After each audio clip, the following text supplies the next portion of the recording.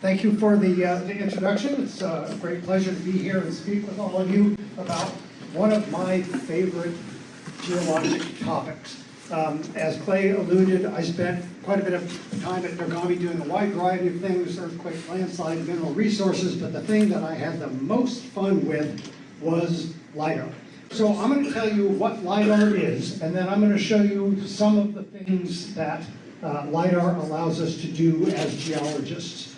One of my colleagues, Jim O'Connor, who is now the head of the Portland office for the U.S. Geological Survey, calls it crack cocaine for geologists. And it is very much addictive. And part of the title here alludes in some respects goes back to Thomas Condon, who famously described Western Oregon as the green hell. And if you've ever done field work in Western Oregon, there's many times when you understand what he was talking about. So without further ado, let's talk about Lidar. So what is Lidar? First off, and this is just a pet peeve of mine, Lidar does not stand for light detection and ranging, which virtually every publication that you ever read about it says that it does stand for. In fact, it stands for light radar. But getting my pet peeve out of the way, you don't need to worry about that. Basically, Lidar is making accurate range finding, range measurements with a laser device. And so this technology is very well established, it's been around for years, it's embedded in all sorts of things, ranging from high-end survey stations to Gulf range detectors. And basically, this principle is you fire generally an infrared, invisible laser pulse from the device. It goes out, bounces off of something, comes back to the device. The device measures the amount of time that it takes to go there and back again, divides by 2 in the speed of light, and you get the distance. So it's a very simple principle, and the technology, again, can be built into a chip that goes into a $50 device that you get at Home Depot. So the type of LiDAR that we're talking about is airborne LiDAR. And this basically uses that technology to make millions or billions of precise laser range measurements from an aircraft to whatever happens to be underneath the aircraft. So the plane flies across the landscape and the laser scans back and forth as the plane goes by, and it just randomly bounces off of whatever's down below and measures the distance and angle from the airplane to whatever is there. The airplane is navigated with high-precision GPS and has something called an inertial motion unit in it that determines the yaw, pitch, and roll of the aircraft. So you always know where the laser is, where it's pointing at the point that it sends out its pulse. And so you can turn that known position of the laser and distance and angle to whatever it hits into a X, Y, and Z coordinate for whatever it bounced off of. And then you just do that millions and millions and millions of times. When I made this slide 10 or 15 years ago, that used to be a really good system, 200,000 samples per second. Now it's in the million or 2 samples per second. So you can collect an incredible number of these randomly oriented measurements. So the next, what that results in is something called a point cloud, which is simply a whole bunch of X, Y's, and Z's for whatever happened to be down there. So this example shows you the point cloud for the LDS temple down in Lake Oswego here. And you can see you get all of these points defining the roof, the spires, and you can even see there's one return, little red dot there that comes off of the trumpet of Angel Moroni on the highest spire. So you're collecting a huge amount of detailed data that describes the position of all of these things. The accuracy on this, the vertical accuracy is typically within an inch, and the horizontal accuracy is maybe 3 or 4 inches. So incredibly precise measurements and huge numbers of them. So let's take a look at what we can do with this. So this is taking a look at the chunk of ground on the Tualatin River. And we've got a photo on the right-hand side, and this is a LiDAR image on the left where the point cloud returns are colored by height. So you'll see that a lot throughout this one. You'll see red is high and blue is low. So that's a convention that we use. The actual point cloud looks like this if we sort it by computer into reflections that came off of the ground as opposed to vegetation or structures. And so all the green points are vegetation or structures. The few little yellow points that you can see there are reflections off of ground. And of course somebody's going to notice that some of them came off of the river. There's probably twilight in the middle of summer, there's some sort of floating scum there, so that's what we're getting off the surface of the river. But as you can see, the vast majority of the data that's collected is vegetation. But by using clever computer algorithms to determine which of these points are actually from the ground, we can then create an extremely detailed topographic map. So this is a digital elevation model made using just the ground reflections from that set of data. And we typically, in Oregon, collect data at a rate of 8 points per square meter. So, we'd have, 30 or 40 points defining this table. And so the way that works out is that in general, one of those 8 makes it through to the ground. The rest is intercepted by vegetation. So that still gives you a sample every square meter on the ground, which is very dense in terms of giving you a detailed result. So now we can see these roads that are hidden in vegetation here. We can see this lovely little landslide that was completely hidden underneath the forest on that side. Although this is an unfair comparison, I do it every time. Prior to LiDAR, this is the best digital elevation model that we had of this area. That's the standard 10-meter USGS DEM. And it tells you pretty much nothing. And this tells you pretty much everything. So this is the real benefit to geologists of LiDAR, is we can do this virtual deforestation, the Weyerhaeuser effect, where we go through and we just clear cut the entire state and see what lies underneath, because the shape of the ground tells you so much about the geology. And being able to see it, in years past, what we would do would be look at stereo air photos, and you'd go down to the University of Oregon to the map library, and you'd try to get photos taken at 10-year intervals, so that at some point things had maybe been clear cut, so you could see what was going on underground underneath. And this just like, it's all gone, it's all laid out, and there are lifetimes worth of things to be discovered yet in this data that has just appeared in the last decade. Okay, here's another, and I'm going to give you an example of just how fine the resolution. So this is an orthophoto, half-meter orthophoto. That's pretty high resolution of an area out near Ontario, out in the onion fields. And this is now the LiDAR image of that same area. Again, it's colored by elevation, so the red is high, and the violet and white are at the low end. And now you can see, in addition to the road, this is the railroad grade, this is an irrigation ditch, and this photograph is taken from that position looking in this direction. And so you can see that the LiDAR has actually picked up these little check dams in the irrigation ditch that they use to block it off and divert water into the field. And that thing's only about 1.5 feet high, 2 feet long, maybe 4 inches wide. But the LiDAR's actually been able to record that.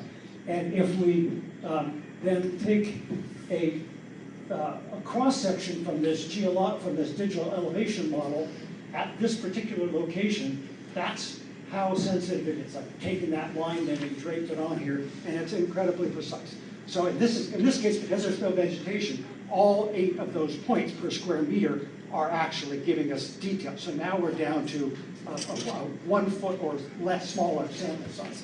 So it's really pretty amazing what kinds of things you can see with it. So now let's go look at some fun stuff. This is Crater Lake, and we are looking down on it vertically. A word on visualizations here. There's 2 main ways that we look at LiDAR to allow us to interpret it as topography. The one that most people are familiar with is what's called a hillshade, and that's basically coloring the LiDAR with a grayscale from white to black, as though it were being illuminated by the sun at a particular angle. And so if a surface is pointing directly at the sun, it'll be very bright. If it's not pointing at the sun, it'll be very dark. Our brains easily interpret that as topography, but it also has a problem that it's very direction dependent. And you can take the sun and you can move it to angles that make the topography invert. And then it's very confusing. Or the stuff that you're really interested in is in the dark part that's facing away from the sun. So what we typically use in geology is what's called a slope shape. And that basically colors all the surfaces that are flat white, all the surfaces that are vertical black, and everything in between is a shade of gray. So what you're looking at here is a slope shape.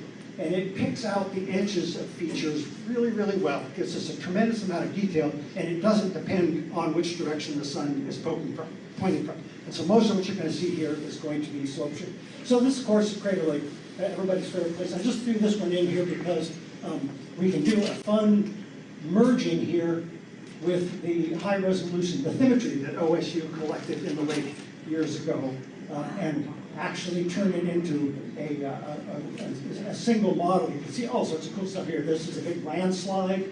This is the volcanic pile that eventually ended up being the Wizard Island. This is the Marion Cone, which is another little cinder cone on the floor of the lake that doesn't make it to within 500 feet of the surface, completely buried down there in the depths. Here's another great, I'm starting out with volcanic features because there's so many cool volcanic textures that you can see.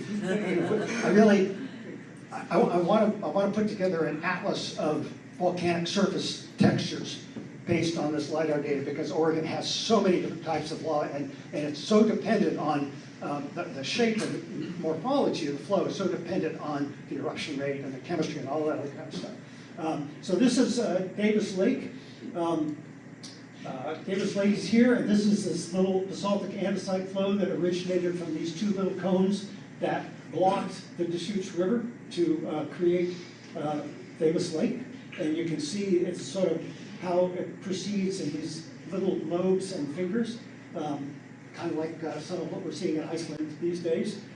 Here is Lava Butte at the Lava Lands Interpretive Center there on Highway 97, and you can see the northwest rift zone through here, the crack along which the lava has erupted to produce Lava Butte, and all of the flows here that are flowing away from it. This is the lava that flows down and blocks the Deschutes there, Benham Falls, and makes for the series of cascades through there.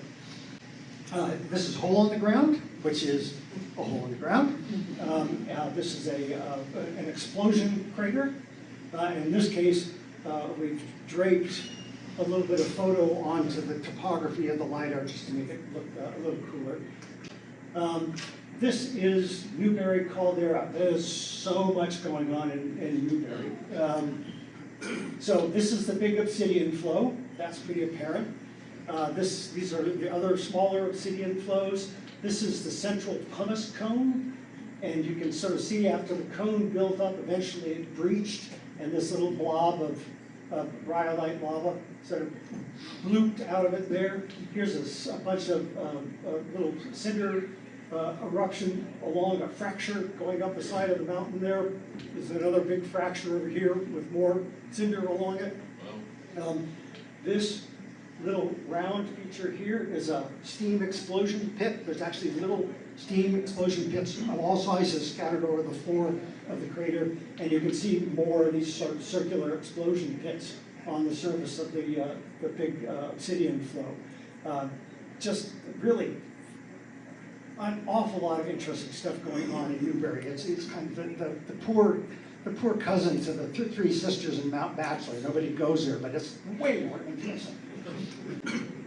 This is down at Crater Lake National Park. This is, so the great eruption of Crater Lake was both an air fall ash event and an ash flow event locally. So the ash flowed down the canyons off of the mountain, and this is rippling that occurred on the surface of that flowing ash before it settled down and solidified into a rock. Again, details you can't see any other way because it's covered with forest. Here's part of the chain of cinder cones that extends from Lava Butte up to Mount Bachelor. That northwest rift zone sort of continues as a north trending fault, and there's cinder cones all along it. This is Mount Bachelor itself, which has a really interesting texture. And part of the reason this texture is preserved is because Bachelor is young enough that it hasn't been extensively glaciated. There is glaciation on the northeast side, but on this side, which is the south and the west, it's still got the original constructional texture of the lava that built it. And you can see, this probably dates me, well, maybe not in this room, but this reminds me of Cousin It in the Addams family. And it has all these sort of lava hairs, and it's composed of a series of little rivulets of lava that have sort of flowed down and over each other. And if you look at individual ones, here's one little individual flow, and you can see the levees on the side. So the flow comes along, and it freezes on the outside edges, and then the liquid stuff sort of drains away and leaves these levees behind. And every one of these flows is kind of that same idea, overlapping each other, but they're all just a couple 100 yards wide and maybe a half a mile long. So it's very, really unusual texture. And by the way, if you have questions as we're going along, raise your hand. Let's not wait till later. I'm happy to deliver and answer them. Here's closer to home, some more of our local volcanoes. So this is Scouter Mountain, which is out sort of southeast of Happy Valley, and there's a Boy Scout camp out here. But you can see this really beautiful little cinder cone here, and the wind must have been blowing predominantly from the southwest at the time that it was erupting, because the tephra has piled up over on this side. And then this is up at Jenny Butte, which is this is Powell Butte right here, where we went on our boring field trip last year. And this is another beautiful crater. This is all made up of tephra. And there's actually another little cone up here with another little crater that was probably an earlier eruption. These boring volcanoes, they're really, really cute little things. Basically, most of them are like this. You'd have a little cinder cone that would build up. The system would degas to the point where it wasn't producing fountains anymore. The crater would fill up with a lava lake, and then it would eventually leak out and make a little flow down to the side. And then that would be the end of it. And the classic example of this, of course, is at Mount Tabor, where we've got the little cinder cone there preserved with the GSOC sign in front of it. And then there's a little lava flow that extends a couple 100 yards down the hill from that. Here's a really cool example of, this is Cabot Creek, which is on the east side of the Cascades, north of Highway 20 and Sandy Ann Pass.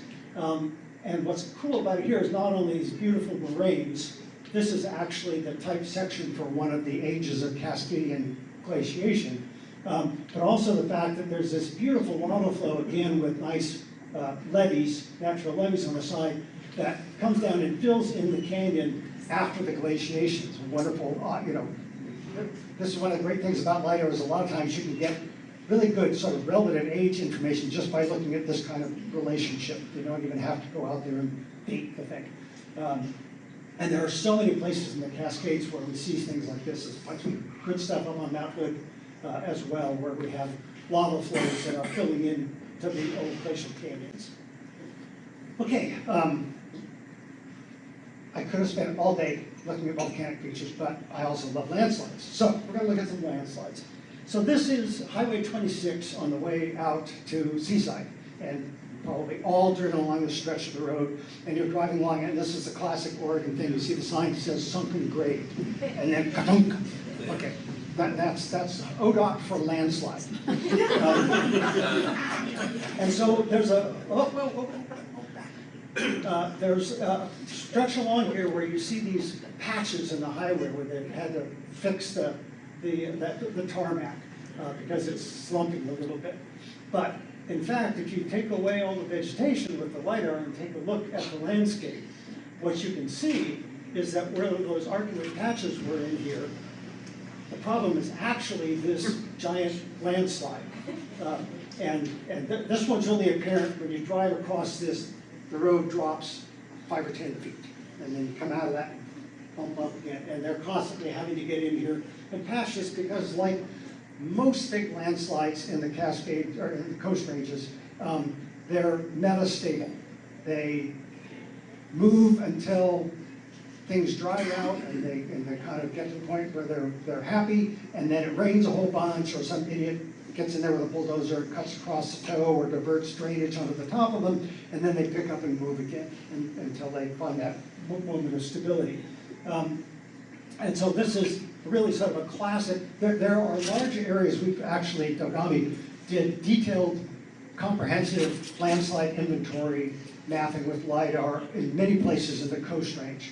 And it's quite typical for 30 to 40% of the landscape to be involved in large active landslides, geologically active, not perhaps historically active.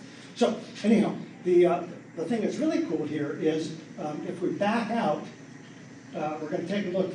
This is the Quartz Creek Bridge on the highway. And again, you may be familiar with that area. We're going to back out a little bit and take a look at the larger picture. So here's the landslide we were looking at a moment ago. And this is a little bit busy, but you might notice that here and here and here, the terrain looks a little more organized, a little more smooth and consistent. And then we've got a dog's breakfast out in here. And so let's look really closely. See this crack that extends across here? And then around like that, and then cuts off this ridge. That is the margin of a really big landslide.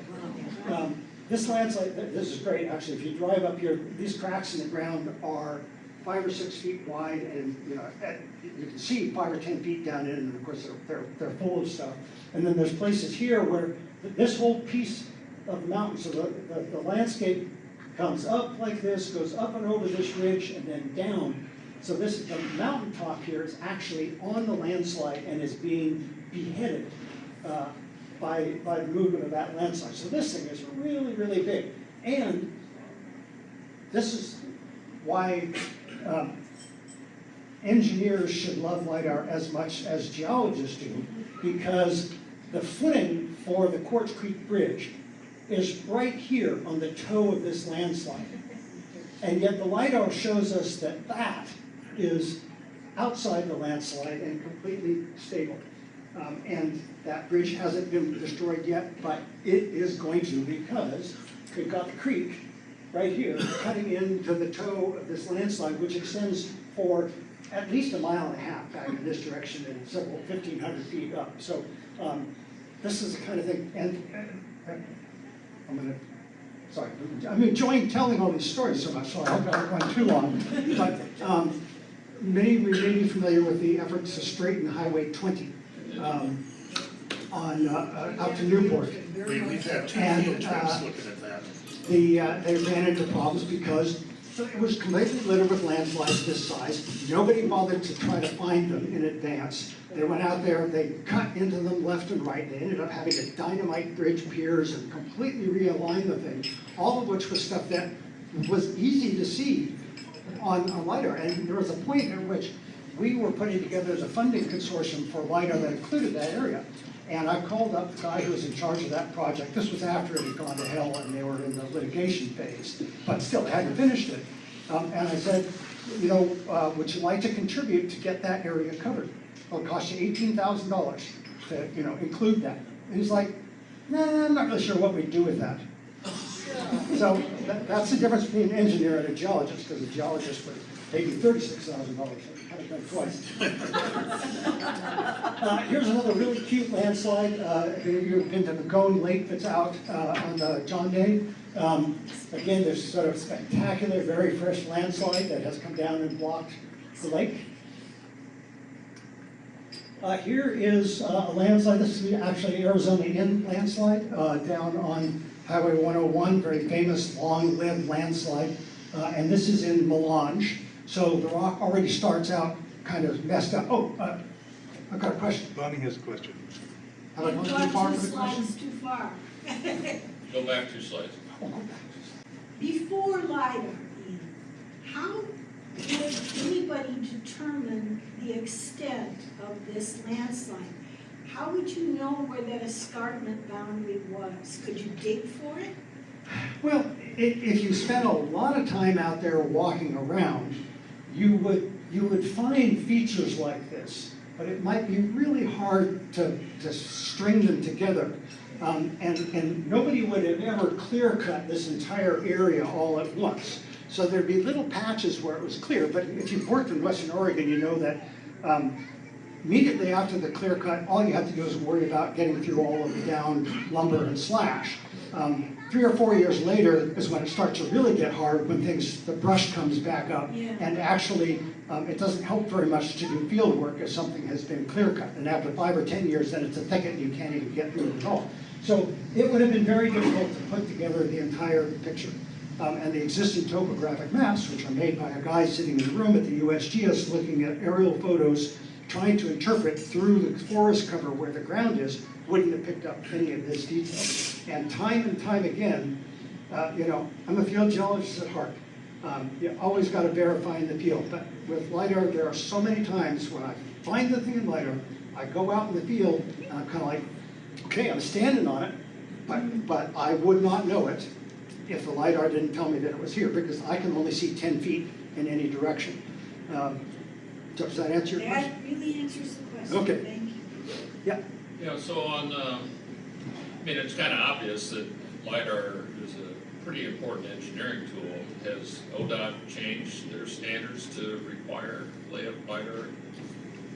I couldn't tell you. I haven't been involved with them in projects for a long enough time. Individual project geologists and with ODOT, of course, totally get it. But in this particular case, it was the engineer who was managing the project, which admittedly was, political dynamite. But still, he should have come up with the money. Okay, we're going late. So this, back to Arizona Inn. The thing that's really cool about this is not only is all of this melange, which is already broken and mixed up rock, sliding because it's broken and mixed up, but then when we get down here to the ocean, the waves take away all the fine-grained material, and there's this lag behind the accumulation of all the hard bits that were in the melange. Really, really good place to go look for interesting rocks. Clark, by the way, spent a lot of time down in melange country here going and banging on individual blocks and figuring out what flavor they were. This is a great big landslide that's in the Coburg Hills. This is I-5. Between Coburg and Eugene, this is the famous outcrop with the sill or intra-canyon flow of basalt into this Eugene Formation sandstone, depending on which school of thought you believe in. And this is the head start for this giant landslide, and then this is the toe of the thing that is. It's so old now that the toe is weathered down to the point where it looks like bedrock. And so this is really huge, but really ancient. And there are as many of these in the Cascades as there are in the Coast Range. Oregon is really a type section for landslides. Is that Skinner Butte? Excuse me? Is that Skinner Butte? No, this is still like 4 or 5 miles north of downtown Eugene. So that's Forest Point. Okay. So as you drive into Eugene, it's the thing on your left where there's a sandstone cliff and then basalt, big swoop of basalt. And so here's an example of where we can actually, the great big deep-seated landslides, they're really interesting, and but they're not the most problematic landslide in Oregon. People generally don't get killed by them. People get killed by debris flows. And until LiDAR, it was really hard to determine where debris flows might have happened. But now we can see things like this, which is each one of these little blobs here is a debris flow fan coming out of just these little teeny tiny rivulets. And so we can actually now go out and map where debris flows has happened, because we can see these incredibly subtle little fans that are hidden under the vegetation that might only be a foot high. And the first step to knowing where things like this are going to happen in the future is knowing where they've happened in the past. Where is that? Hmm? Where is that location? That is on Highway 99 in Polk County, it I know, but says. where? So that's someplace, it's on 99W, it's someplace. It's the intersection to go around Minden, where, Could be, with the blue bypass is gonna be built. yeah, That's right there. okay, Oh, they mean that's the. here we go. Yeah. To the south, the biggest ravine has the smallest fan. The biggest ravine in the south of that string of ravines has a small, further south. That one more. The further south. South. Oh, this one, That's no fan. that's what? No fan. The biggest ravine doesn't No have a fan. Yeah, so that's interesting, why no fan there? Carried away. Well, so part of it is, these guys are sampling a slightly different part of the section. That might have something to do with it. It says Polk County, but McMinnville's Yamhill County. Okay, So it's not. That's near the Lucky. the other thing is that it may actually have a fan, but it's been cut off down here. So it would have might have had a bigger fan. Because you can see there, it's the creek is now actually inside. So it's big enough that it's more moving towards a alluvial fan as opposed to debris flow fan. Okay, and then here's everybody's favorite landslide. This is the Bridge of the Gods. So here's the part right down there by the brew pub, and Bonneville Dam is sitting in here, and that's the headscarp of the Bridge of the Gods slide. But you can see that this landslide complex just goes for miles and miles and miles up here. The Bridge of the Gods is not the only one. There's just a huge area of, in many cases, still active slides going on there. And fun fact, I don't have it, you can't quite see it here, but just off of this map over here is the Gate Creek Fault, which is an active fault that we found with Lidar back in 2009. USGS trenched it, and it had an earthquake that was probably mid-6s that occurred, that overlaps with the established age of the Bridge of the Gods landslide in a 20-year window. And so it's quite likely, or quite possible, that the earthquake on that fault was the triggering event for the Bridge of the Gods landslide. And Scott Bennett and the USGS is still working on trying to narrow down that connection. Of course, there's also subductions on earthquakes and stuff, so it's not the only choice. Here's another example. This is Could you tell us what the calendar date was for that? Was that like 1500? Yeah, I think that's right. It's about 500 years ago. This is a fault scarp across the Whiskey Run Marine Terrace, just down north of Bandon Dunes Golf Course. You can see here's the edge of a dune complex, and there's really a clear, sharp scarp, and there's actually a little graben that's cut into the terrace surface here. Mount Hood, actually, there's the Gate Creek Fault we were just talking about. The trench is someplace down in here. And we found quite a complex. Actually, we now have LiDAR of almost the entire Cascade Range, and there are active extensional faults. In other words, north-south normal faults on both sides of the crest of the Cascades, basically all the way from the Columbia River to the California border, which kind of makes sense because the predominant tectonic theory is that the Cascade Graben is opening up as Western Oregon rotates away from it. And so we should see evidence that that's going on currently. And with the LiDAR, we've been able to actually see these strings of faults. So this is one's called the Blue Ridge Faults, one of the first ones that we found, one of the first ones that we trenched. And so if we take away the vegetation, this is what the land surface looks like. Here you can see the fault scarp kind of across the tip of this ridge. This is a lateral moraine from a glacier that was off in this direction. And so this We know that this lateral moraine is about the age of the last glacial maximum, which is about 17,000 years. So before we even went up there, we knew that we had an earthquake that cut this moraine, and therefore we had at least one earthquake since 17,000 years. Subsequently, we trenched it, and the most recent earthquake, which is probably close to magnitude 7, was somewhere between 9 and 13,000 years ago. And this is what it looks like in the field. And again, this is the kind of thing where if you're out there walking around without the Lidar, you would have no idea. Here's another really cool fault system. This is the White Branch Fault System, which is down where Old Mackenzie Highway goes, takes off from the Mackenzie River. And it's both north and south of the highway. This complex of faults has a series of scarps that run north-south across all of these glacial ridges. So this is a scarp that is facing to the east. This is a scarp facing west. West, west, west, west, west, east, east, west, west. This is broad Graben system with multiple strands of fault, but they define overall the outermost one on one side faces in, and the outermost one on the other side faces in as well. So the whole thing is extending and breaking up. And this scarp here, which conveniently cuts, so there's a series of recessional moraines here.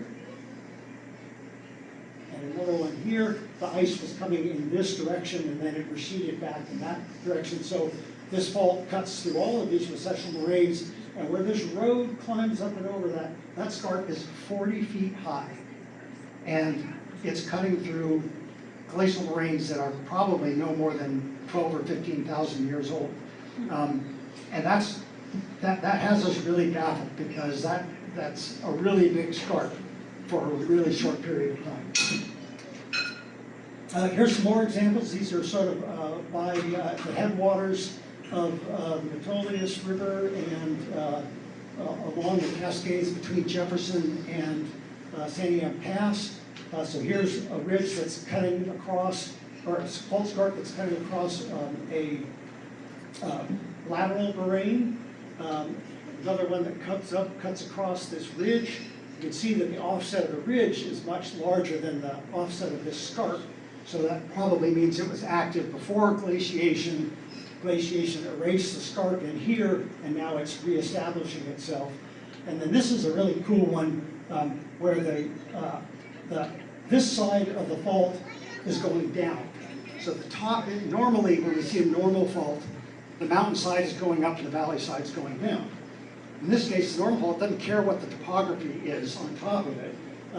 And so it's taking the mountain side down and producing an uphill facing scarp. So if you walked down this hill, the landscape would come down like this and then go whoop, and when you kind of came to the scarp. So it's really kind of is a different approach, and it's great because that traps material that's coming down slope, and that gives you something that you can actually date if you dig a trench there. Okay, on to fluvial features. Yeah. When you take like a Lidar feature of a slope, can you then, since you have such accuracy, like wait 5, 10 years, take another one, and then find the difference between them? To see if you can calculate You it. betcha. Okay. Just wait. Okay. Okay, this is an example. So this is the Willamette Valley at Junction City. So this is when you drive down the Willamette Valley, from Salem down to Eugene, it's flat, right? Just flat. You look out the window, it's flat. It doesn't get any flatter than that. No, it's actually not at all flat. It's incredibly complex. All of these channels are features that are, a foot deep and 200 feet wide. And they're almost imperceptible when you're out there on the ground. But they tell this incredible story that basically there are times, probably within hundreds of years, when this entire area was flowing as the Willamette Valley during some of these great atmospheric river storms that we're hearing so much about these days. This is another example. Again, the place is really flat. If you've ever driven across the floor of the Grand Ronde Valley, it's really flat, but it's got all sorts of stuff going on here. The meandering of the modern stream, Here's some cut-off meanders. And then here's a sheet of dune sand. You can see longitudinal dunes throughout here that are older than the modern river incision. Again, extremely complicated superficial features that you just can't see if you're out on the ground. This is the Coquille River near Myrtle Point. And again, remind you that our convention here is red is high, and violet and white are low. And so what you can see is that along the sides of the river, it's actually higher here where it's sort of blue than out here in the violet. So these are natural levees that tend to form alongside rivers because the sediment piles up on either side of the channel. And then you can see here are little places where during the flood, the river broke out and carved a channel. So these are crevasse splays through the natural levee. Again, features that you just can't see on the ground. This is really kind of fun. This is the Smith River, which is down just north of the Umpqua in the Coast Range. And it's in the Tyee sandstone. And the Tyee sandstone, I've got another picture of Tyee sandstone that'll sort of illustrate this as well. But where the Tyee sandstone is flat, lying, the fluvial system develops as though it were being carving into a completely isotropic material. The structure in the rock doesn't guide the erosion and the development of the drainage network because it's flat lying and it essentially behaves like a giant cube of clay sort of thing. And so you've got all sorts of interesting fluvial features, including this, which is bedrock meanders. Normally, meanders are something that we see in alluvium, but here they're in the bedrock, and you can see all these little abandoned meander loops throughout here, and these are actually still forming and propagating. It's really an unusual place. The other thing that's very interesting about this river is there's almost no gravel in the river, because all the material that comes into it is Tyee sandstone, which almost immediately disintegrates into sand. And so the river doesn't actually have anything to work with, but it still manages to cut through it. This is the Willamette up by Newburgh.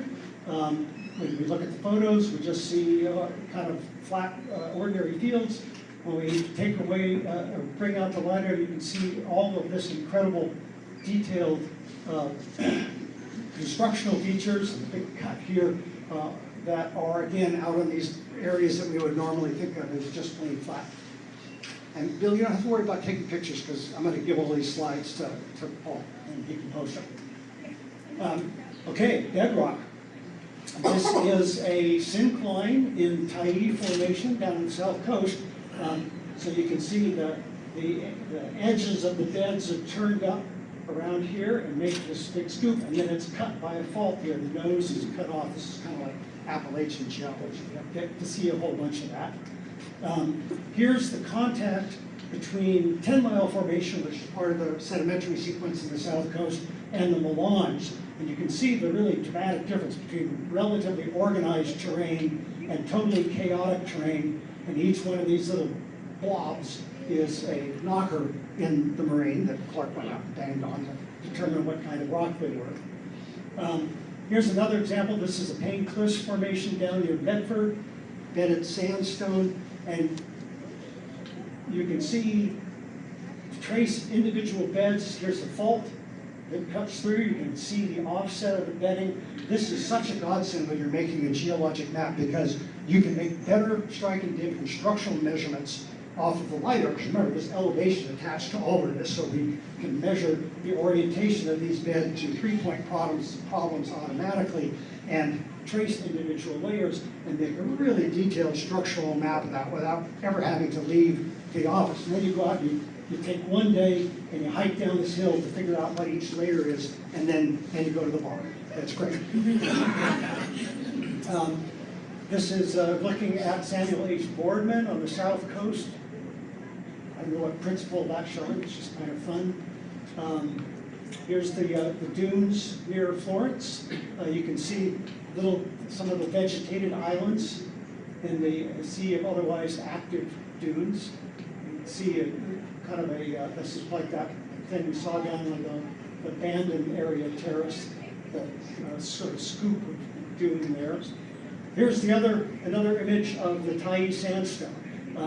And I call this fractal drainage because it actually is. When you look at it in detail, there are repeating shapes and patterns at different scales, nested scales, because the fundamental principle of the water draining off of a uniform block of material are what are controlling the shape of the drainages. And so these kind of natural patterns just cause it to repeat itself and repeat itself. It's really amazing how you can go along and just like little side stream one after another, they've all got the same little branching pattern.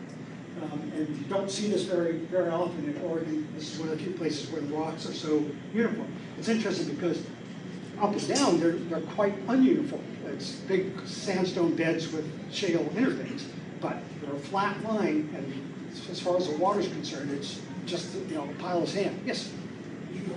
Oh, I'm sorry. Okay. Did you get the part about fractal development of drainage in the sandstone? Okay.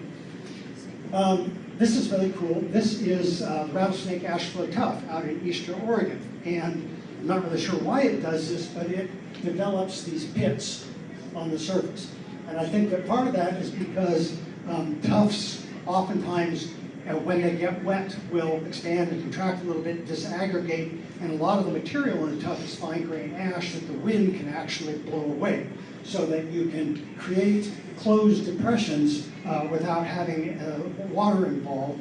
And once the depression starts to form, it stays a little wetter, the ash breaks down a little faster, the wind blows it out a little faster, and you get a feedback loop that produces this. This is kind of, ash also develops this at a finer scale. It's called Tafoni, T-A-F-O-N-I. And if you've ever been down Leslie Gulch out in the Hawaii country, classic example of these pits and cavities. But this is on a much larger scale. Oh, Mima mounds. There are so many Mima mounds in Oregon. There are so many Mima mounds. And I could spend the whole day talking about Mima mounds. We find them everywhere in eastern Oregon on all kinds of different types of rock, in all kinds of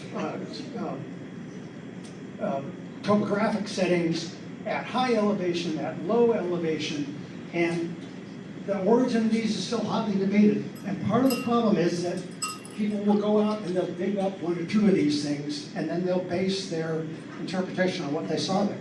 But there's a pattern to these. And if it's gophers, which is one of the ideas now, why did they do it like that? Why did they do it like that? And even more important, so take a look in here.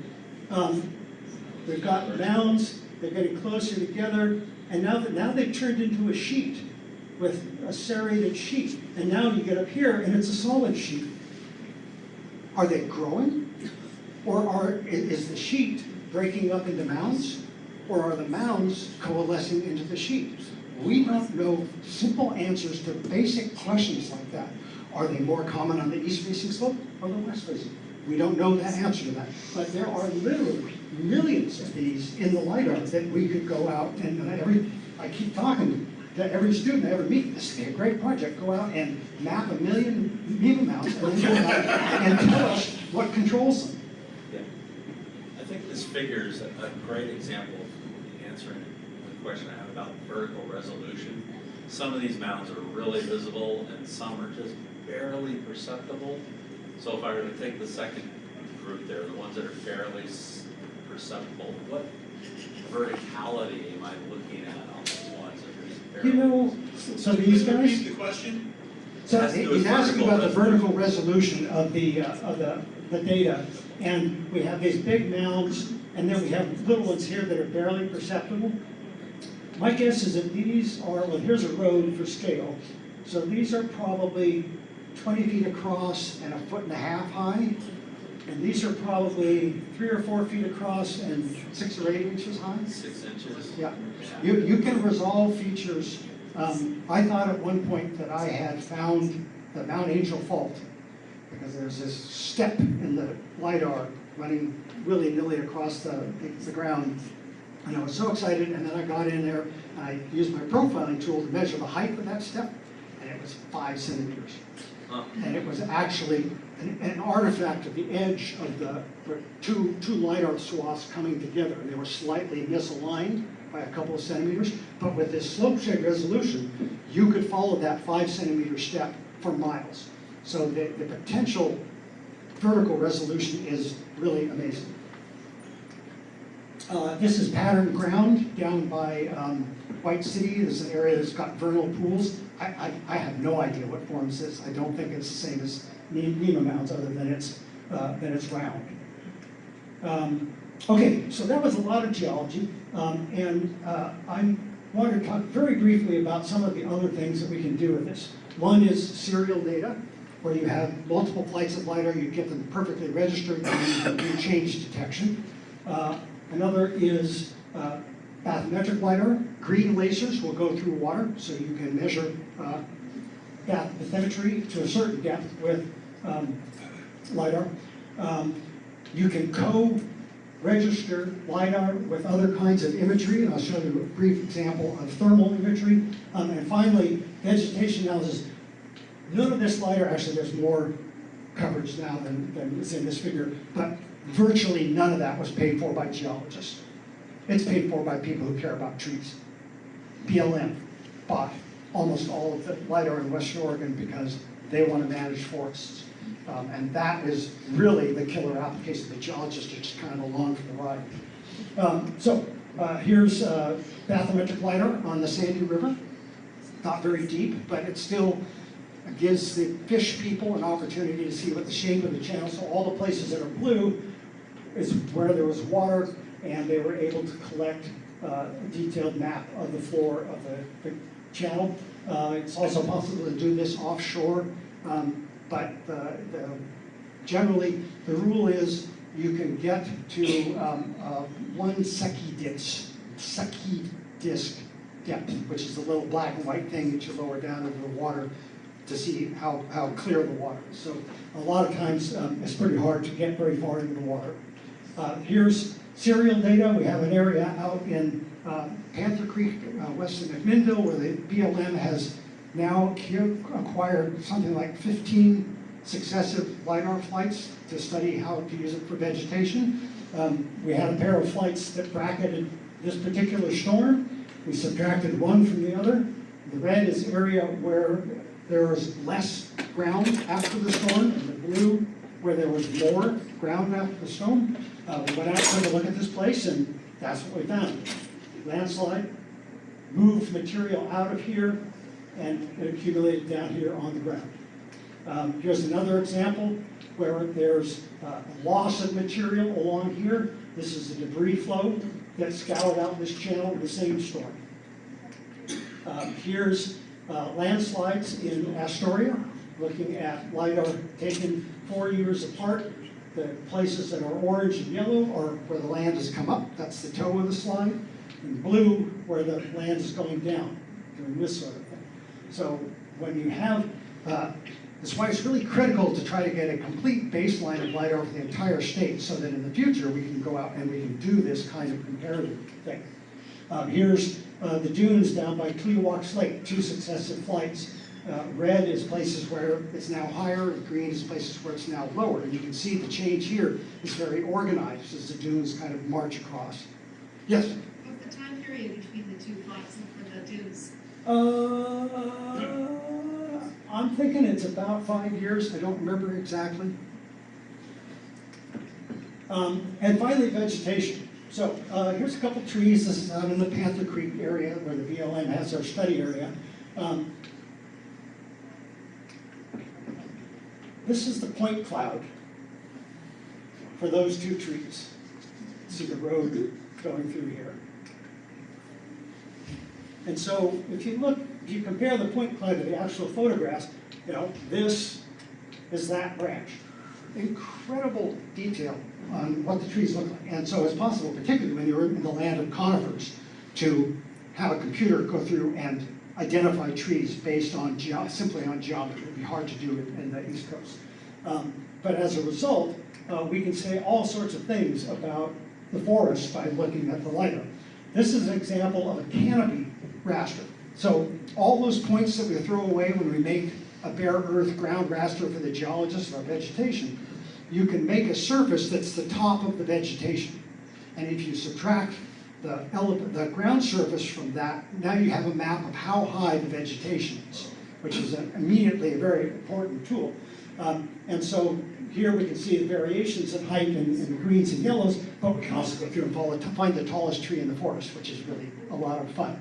And I've actually ended up doing an Oregon field guide, working with a bunch of guys called Ascending the Giants, who go out and find these tall trees and then climb up them. So we went and used the LiDAR to try and find some trees for them to go and climb up. And then the problem was they got out in the field and they couldn't figure out which tree it was because, of course, in the midst of the forest, they didn't have GPS with them. And they ended up climbing some random tree. But they tried.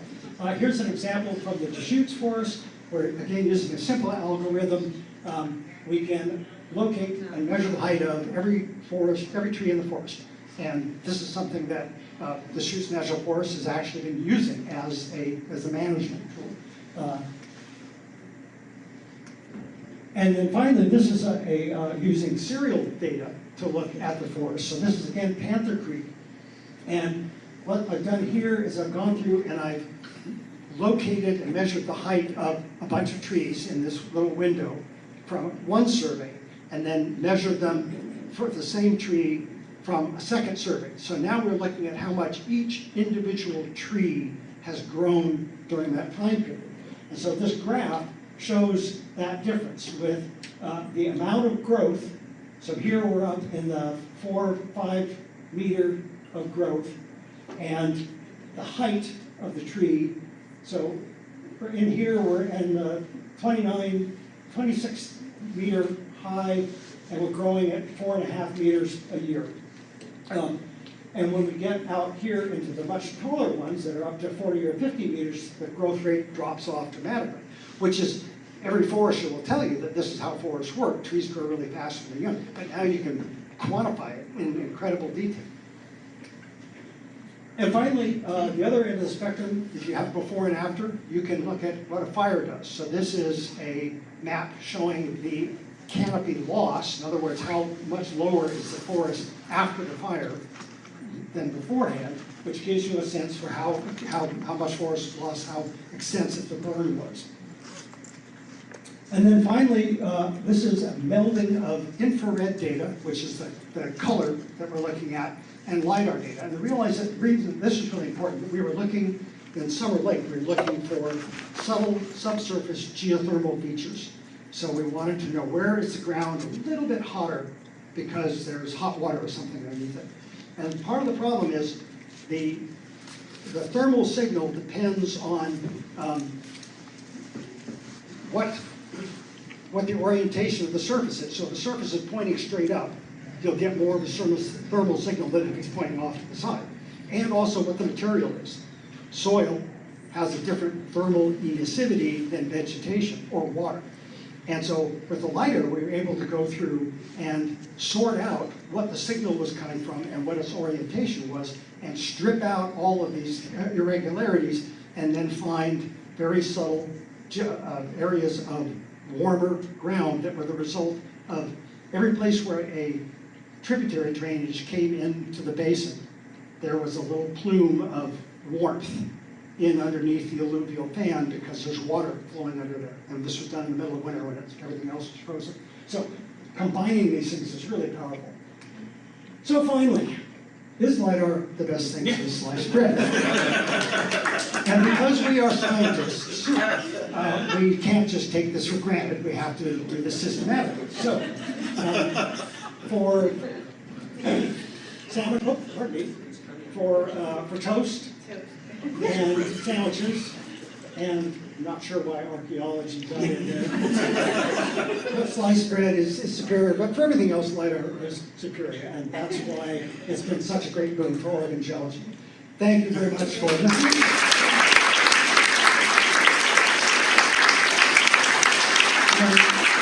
So, two things real quick.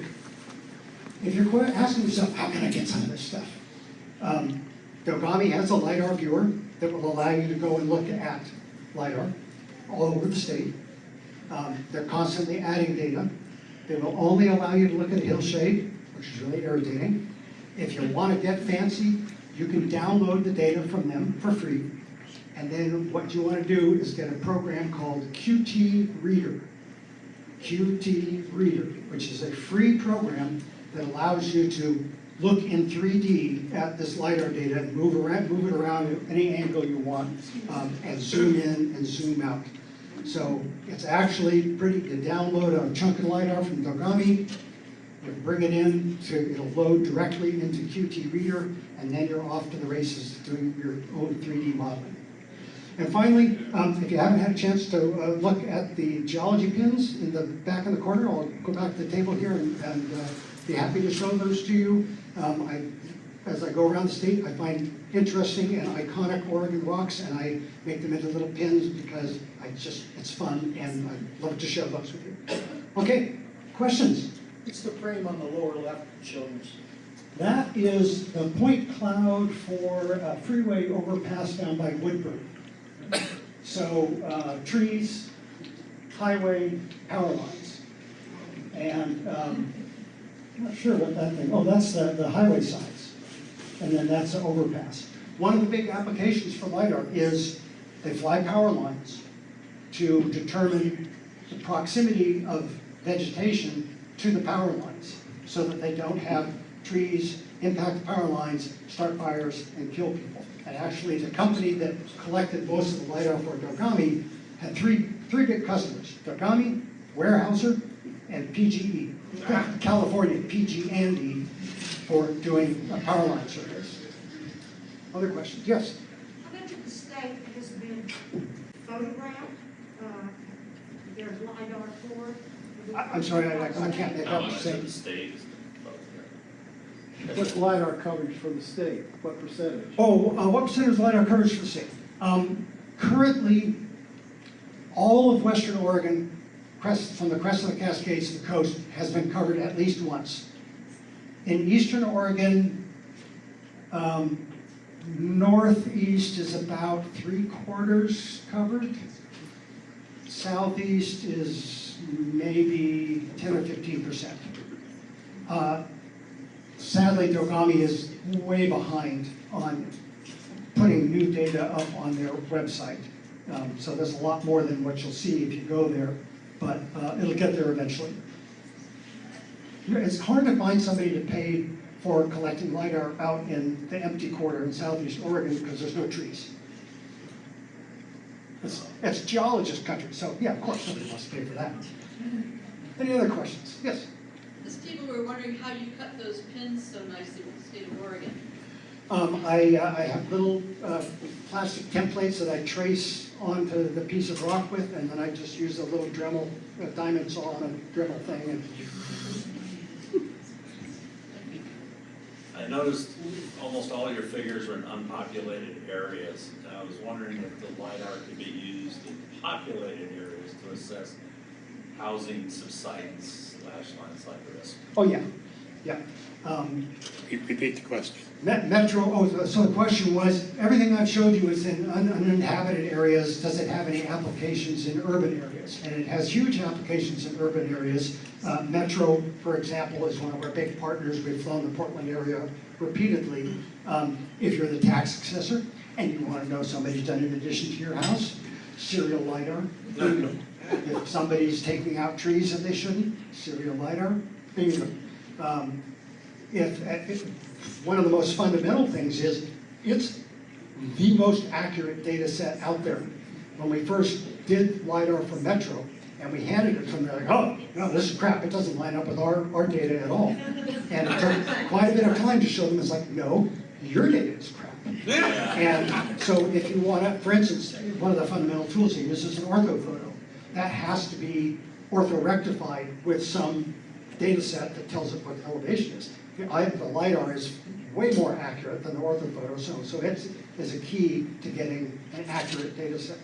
So, land survey lines are, they're all based on proximity to an iron stake in the ground, so they don't show up in any sort of reference thing. But those were the kinds of things that had to be shifted when it turned out that people own the middle of the street when you look at the LiDAR compared to the tax lot data.